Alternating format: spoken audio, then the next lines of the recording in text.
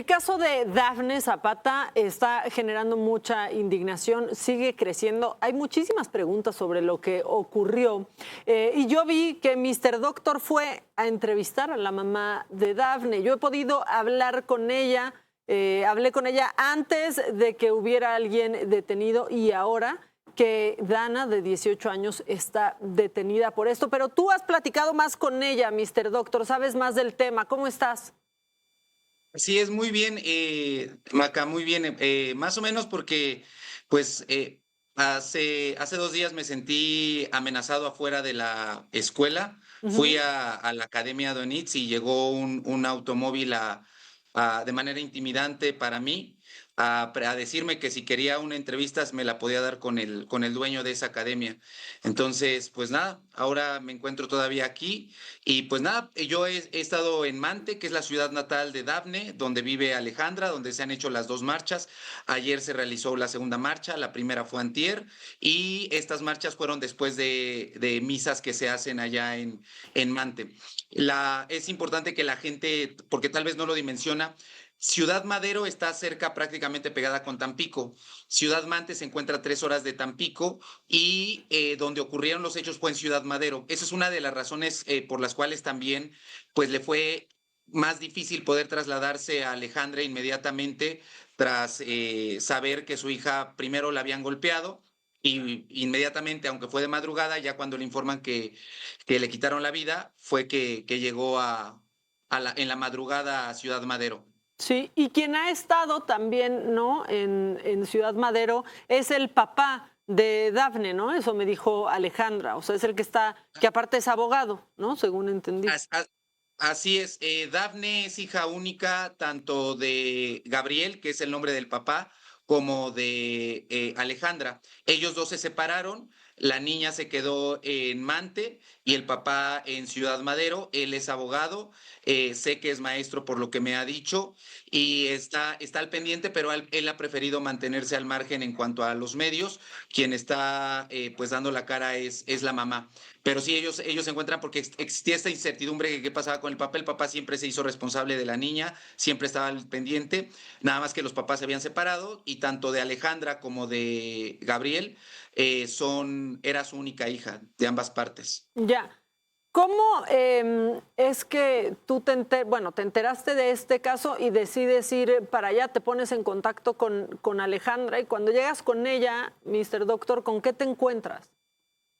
Me encuentro con una mujer que para mí en términos médicos se encuentra disociada, es decir, como que no le cae el 20 de lo que está sucediendo y pues literal en ese momento cuando yo llegué a Ciudad Madero, a Tampico, primero enfrente de la FENAM, que es prácticamente la Fiscalía para la Atención de Mujeres. Esto ocurrió el día martes a las 4 o 5 de la tarde. Yo me encuentro con una mujer que no ha dormido 40 horas, que no ha comido y básicamente lo asemejo como a los médicos cuando estamos posguardia y estamos con las emociones al borde y de pronto trivialidad, más bien cosas muy serias las tomamos como Se trivialidades. trivializan, ¿no? Entonces, exacto, eso quiere decir que ella de pronto, porque es algo que he visto que juzgan mucho en los comentarios, de pronto está hablando de manera muy fluida, incluso puede haber hasta risas de recuerdos de Dafne y todo esto, y de pronto se desborda el llanto. Pues sí, porque una persona cuando no duerme, cuando no come, y aparte con el duelo tan importante de una noticia de haber perdido a su única hija, pues está disociada, es decir, está desconectada o en términos sencillos no le cae el 20. Entonces yo la veo así, luego ya sabía que yo iba a llegar, yo estuve en contacto con sus familiares, con Laura, su madre, con Yair, con Jaciel, con Ángel, con René, que son sus hermanos, con Raúl, y me la llevo ahí en Tampico a unas calles de la FENAM a hacerle la entrevista que ya la Ujú. vieron, donde me cuenta pues a detalle el orden cronológico de cómo fue que llegó a la Academia Duenitz en Ciudad Madero, cómo fue que llegó allá, le engañaron, pues sí, le endulzaron el oído haciéndole creer que era una escuela seria, que era un campamento con las credenciales pertinentes, pero pues realmente son sociópatas, tanto Jorge Luis Ponce, que es el director de esta academia, como Estrella Mora, que era la sargento que estaba a cargo, y que ahora sabemos que hay más personas como América y Juan Luis, que son sobrinos de Estrella, entre los cuatro torturaban a Dafne como a decenas y cientos de exalumnos de esta academia. Entonces, nada más que son sociópatas y como otros casos que hemos visto, como Marilyn Cote, como el padrastro de Paloma Nicole, la mamá de Paloma Nicole, empiezan a ejecutar acciones de las cuales ellos se crean un mundo alterno. Así como Marilyn Cote se creía doctora, psiquiatra, egresada Miembro del de servicio Harvard, secreto. Exacto, de FBI, lo mismo, la mamá de Paloma Nicole se creía doctora, ven que entraba a las cirugías, incluso entró a la cirugía de su propia hija. Estas personas se creían tenientes, capitanes de la milicia. De hecho, hay una foto de Jorge Luis Ponce donde sale portando uniforme de la Marina junto con el gobernador, el presidente, perdón, de Ciudad Madero, Erasmo, que ahorita no recuerdo bien sus apellidos, Robledo, si mal no recuerdo, Erasmo Robledo es el presidente allá de Ciudad Madero, el cual, por cierto, tampoco se ha pronunciado. Muchos aseguran en redes que tenían compadrazgos, porque lo que sí es un hecho es que el 2 de junio del 2025, Erasmo Robledo, el presidente de Ciudad Madero, fue a darle un reconocimiento a esta academia y ahí es donde salen las fotos juntos. Entonces son personas trastornadas. Recuerden, Marilyn Cote decía que era amiga íntima del exgobernador Moreno Valle de acá de Puebla, quien falleció en este accidente aéreo. También decía que su esposo era, o su supuesto esposo era medio hermano de Enrique Peña Nieto. Entonces son personas trastornadas, pero que lo dicen con una seguridad como buenos sociópatas que envuelven, tienen labia para engañar a las personas. Y eso fue lo que ocurrió con Alejandra.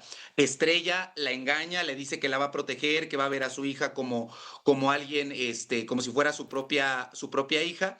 Y pues nada, le terminan haciendo estos actos atroces que se lo vienen haciendo insisto, a cientos y decenas de niños y adolescentes desde hace más de 3 décadas. Sí, bueno, que incluso este hombre, ¿no? El dueño de la academia, cuando da una primera declaración, o sea, con una insensibilidad diciendo, pues sí, le pasó esto a la niña, pero le podemos regresar el dinero porque casi no estuvo en la academia, ¿no? Como si se hubiera roto el pie, ¿no? Y que entonces no podía seguir en ese curso de verano y como fue el primer día, pues le damos el dinero y no hay bronca, como si pudiera morir ahí una persona en quién sabe qué condiciones y no tuviera responsabilidad alguna, ni tuviera por qué enfrentar a las autoridades, ¿no? Y ahora, vale la pena decir que a lo mejor ustedes pueden pensar que como era el director, pues él solamente no estaba ahí presente. No, esa noche, dentro de la academia, donde están las imágenes que se ven veladoras, pancartas afuera de la academia Duenitz, adentro, esa noche, en la madrugada del 17 de julio, a las 2 de la mañana, cuando llega Alejandra junto con Laura, su mamá, adentro, con el cuerpo, estaban Jorge Luis Ponce, Estrella Mora y obviamente también Janine, la primer detenida, y otras personas más de la fiscalía. Es decir, esa persona estaba ahí, Jorge Luis y Estrella estaban ahí con el cuerpo. Una niña que murió con golpes, con moretones, Desnuda. con datos de ahogamiento, Sí. y dejaron las autoridades, la fiscalía los dejaron ir. Los dejaron ir, y lo peor que lo decíamos en la entrevista en el podcast, es que ya había un servicio funerario. Cualquier funeraria, hay personas que no saben, pero cualquier funeraria no puede levantar un cuerpo sin que haya un certificado de defunción. ¿Cómo es posible que la funeraria Ramírez, que ya sabemos que así es como se llama la funeraria, allá en Tampico y en Ciudad Madero, cómo es posible que una funeraria se hubiera prestado a eso? O sea, porque lo puede levantar la fiscalía, el cuerpo lo puede levantar la fiscalía y todo, pero ¿por qué haber una funeraria, un servicio de funeraria ya listo para llevarse el cuerpo? Eso no es. O incluso en el IMSS, recuerdo, yo puse el ejemplo, cuando las personas morían en el IMSS por COVID, recuerdan que al inicio se tenía la incertidumbre si muerta la persona seguía contagiando de COVID y por eso se llevaban, los familiares ya no veían más a la persona fallecida, su cuerpo se entregaba, pero la funeraria no recogía el cuerpo dentro del IMSS hasta que no hubiera el certificado de defunción. Por supuesto. Entonces, hay muchas irregularidades que nos hacen pensar que Jorge Luis Ponce, pues sí tiene vínculos con la política de allá para que no lo hayan detenido, porque se sabe que ha habido otras personas que también han fallecido, otros adolescentes, y que no han hecho nada. De hecho, en el documental del domingo que voy a sacar con víctimas de esta academia. Hay más denuncias, ¿no? Sí. Hay más denuncias y ahí nos cuenta una de las víctimas que más o menos por ahí del 2015 falleció un niño, lo llevaron a estos fuera del campamento, a estas actividades militares, pero fuera del campamento, el niño se murió ahogado, los quemaban, les ponían No, placas de quemar, y aparte esto es un sistema jerárquico, porque a veces ellos no se ensuciaban las manos y mandaban a los otros alumnos de generaciones más a arriba hacerlo, como, para como si maltratar a los fuera compañeros. una novatada, ¿no? Lo grave de esto es que aparte estas instituciones no pertenecen a la Secretaría de la Defensa, no pareciera que nadie las regula y que pueden hacer todo. Mr. Doctor, nos gana el tiempo, pero quiero ver lo que vas a publicar el domingo y platicamos si se puede el mismo lunes y si no en esta semana sobre este tema, ¿te parece? El lunes platicamos para Órale. que vean todas las declaraciones que va a haber ahí. Perfecto. Pues les agradezco mucho el tiempo. Al contrario, Cuídense mucho, gracias amigos. a ti, Nos con vemos. cuidado. Bye. Vamos a una pausa y volvemos con tantito más.